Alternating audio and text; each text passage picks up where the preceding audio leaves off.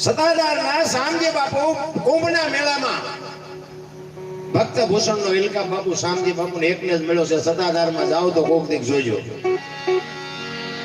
વિશ્વના, દુનિયાના નહીં, એક દેશના નહીં, આખા વિશ્વના સંતો જ્યાં ભેળા થાય કુંભમાં, અને ત્યાં શામજી બાપુ એમ કે મારે કુંભનો મેળો જમાડવો છે.